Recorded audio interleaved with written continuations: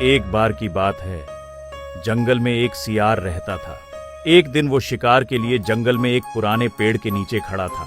तभी अचानक से तेज आंधी आने लगी, जिससे सियार डर गया। ओह, इस आंधी को भी अभी ही आना था। अब क्या करूं?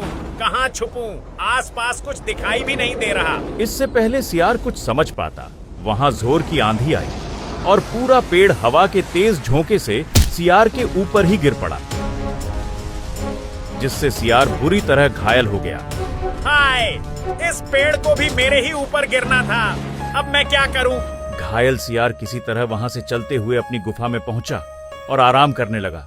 आखिर उसे चोट जो लगी थी, पर कुछ समय बाद उसे जोरों से भूख लगने लगी। बहुत तेज भूख लगी है। मुझे शिकार करने के लिए गुफा से निकलना ही होगा, वरना यहाँ पड़े पड़े भूख से ही मर जाऊंगा। सियार भूख बर्दाश्त नहीं कर पाया और किसी तरह घायल अवस्था में ही शिकार की तलाश में अपने गुफा से बाहर आया, जहाँ कुछ दूर जंगल में चलते ही उसे एक खरगोश दिखा। वाह, अगर ये खरगोश मेरे हाथ लग जाए तो मेरी भूख मिट जाएगी। सियार खरगोश को पकड़ने के लिए उसके पीछे भागा, पर वह इतना घायल था कि खरगोश को पकड़ना उसके बस की बात नहीं थी। इसलिए खरगोश उसके हाथ से निकल गया। कैसी हालत हो गई है मेरी, एक खरगोश भी नहीं पकड़ सकता। शिकार की तलाश में चलते चलते वो पास के गांव तक पहुंच गया। लगता है आज खाने को कुछ नहीं मिलेगा। इस गांव में देखता हूँ, शायद कोई मुर्गा या बकरा हाथ लग जाए। तभी कुछ लोगों ने सियार को वहां देख लिया और जोर जोर से चिल्लाने लगे। सियार, गांव में सियार आ गया, पकड़ो उसे, मारो। गांव वाले सियार को मारने के लिए हाथ में डंडे और कुल्हाड़ी लेकर उसके पीछे पड़ गए। ये देखकर सियार अपनी जान बचाने के लिए भागने लगा और भागते भागते एक धोबी के घर के सामने पहुंच गया। सियार अब थक चुका था और उसमें और भागने की हिम्मत नहीं थी, पर गांव वाले उसके पीछे अभी भी पड़े थे। ये गांव वाले तो मेरा पीछा ही नहीं छोड़ रहे। अगर जल्दी कुछ नहीं किया तो ये गांव वाले मुझे छोड़ेंगे नहीं। सियार छिपने के लिए जगह ढूंढने लगा। तभी सियार की नजर एक घर के बाहर रखे एक ड्रम में पड़ी। हाँ, ये जगह सही रहेगी। इस ड्रम के अंदर छुप जाता हूँ। जब गांव वाले चले जाएंगे तभी बाहर निकल जाऊंगा। सियार बिना कुछ सोचे अपनी जान बचाने के लिए ड्रम में कूद गया। धोबी ने उस ड्रम में कपड़ों के लिए नीला रंग घोल के रखा था। सियार किसी तरह अपने सांस रोककर रंग में डूबा रहा। इसमें तो पानी भरा है, आसमान से कूदे और पानी में गिरे। खैर, बस थोड़ी देर की बात है। गांव वालों ने सियार को बहुत खोजा, पर वो उन्हें नहीं मिला। लगता है सियार भाग गया, चलो वापस अपने घर चलते हैं। जब सियार को पूरी तरह से यकीन हो गया कि गांव वाले वहां से चले गए हैं, तो वह ड्रम से बाहर निकला। वो पूरी तरह भीग चुका था। ओह, पानी में पूरी तरह से भीग गया हूँ। जल्दी से जंगल जाना चाहिए, इससे पहले कि कोई और मुसीबत आ जाए। सियार जैसे ही जंगल की ओर गया, उसने देखा कि सारे जानवर उसे देखकर डर रहे हैं और उसे देखकर भाग भी रहे हैं। भागो, जंगल में कोई अलग जानवर आ गया है। ये तो बहुत ही खतरनाक लगता है, भागो। सबको डरते देखकर पहले तो सियार को कुछ समझ में नहीं आया, और जब वो थका हुआ सियार पानी पीने के लिए जंगल के नदी के किनारे गया, तब उसने पानी में अपनी परछाई देखी। वो पूरी तरह से नीला हो गया था।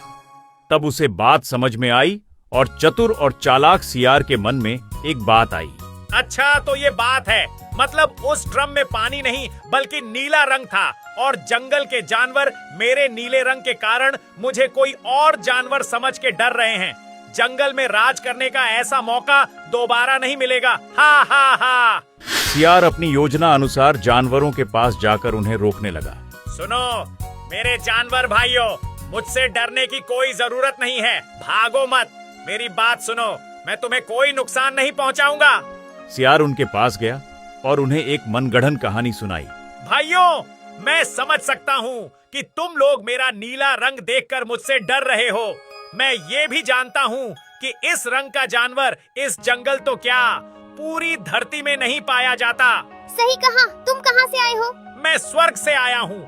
मुझे भगवान ने यहाँ भेजा है एक संदेश देकर। तुम जल्दी से सब जानवरों को बुला लाओ तो मैं भगवान का संदेश सुनाऊं। ये सुन खरगोश को सियार पर यकीन आ गया और वो जाकर जंगल के दूसरे सभी जानवरों को बुलाकर ले आया। सियार जंगल में बने एक ऊंचे पत्थर में खड़ा हो गया और अपनी बात कहने लगा। आप सबका स्वागत है। मुझे भगवान ने खुद इस जंगल में भेजा है क्योंकि तुम लोगों का कोई रक्षक नहीं है और आज से मेरा काम तुम्हारी रक्षा करना है। भगवान ने मुझे इस जंगल का राजा बनाकर भेजा है और आज से तुम लोग मेरी प्रजा होगे। मेरे रहते तुम लोगों को कभी किसी से डर नहीं होगा। हे भगवान के दूत, हम सबको तुम्हारी बात पर यकीन है। आज से तुम ही हमारे राजा होगे।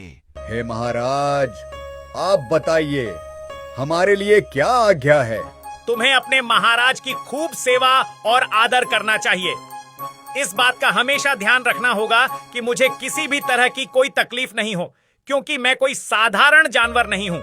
इसलिए मेरे खाने पीने में कोई कमी नहीं होनी चाहिए। महाराज, ऐसा ही होगा। आपकी सेवा करके हमारा जीवन धन्य हो जाएगा। उस दिन से जंगल के सभी जानवर सियार की सेवा में लग गए और सियार अपना जीवन ठाठ बाट से गुजारने लगा। सियार मजे में था, पर एक बात का डर उसे रहता था कि कहीं जंगल का कोई दूसरा सियार उसे पहचान न ले और उसकी पोल न खोल दे। इसलिए उसने शेर को आदेश दिया, जंगल के सभी सियारों को भगा दिया जाए क्योंकि उनके कारण जंगल का माहौल खराब हो रहा है। जो आज्ञा महाराज। शेर जब सियारों को भगाने गया तो सियारों के सरदार ने उससे विनती की, शेर भाई, हमें मत भगाओ। हम चुपचाप अपनी गुफा में रहेंगे, किसी को तंग नहीं करेंगे।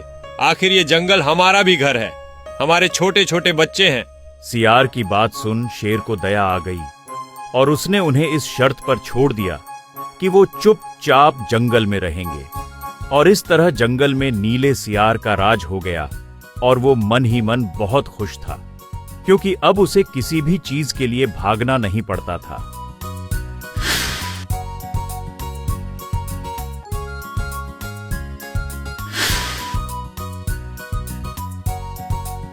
वाह, जिंदगी हो तो ऐसी। सियार की जिंदगी भी कोई जिंदगी है। असली मजे तो राजा बन के जीने में ही हैं। ऐसे ही कई दिन बीत गए। फिर एक रात नीला सियार खा पीकर अपने गुफा में आराम कर रहा था कि तभी उसकी नजर गुफा के बाहर उजाले में पड़ी और वो बाहर आया तो देखना कि चांदनी रात खिली थी। तभी जंगल में सियारों की टोली हू की बोली बोल रही थी। उस आवाज को सुनते ही नीला सियार अपना आपा खो बैठा और अपने आप को रोक नहीं पाया और जोर जोर से वह भी मुंह छात की ओर उठाकर और सियारों के आवाज में मिलाकर हू करने लगा।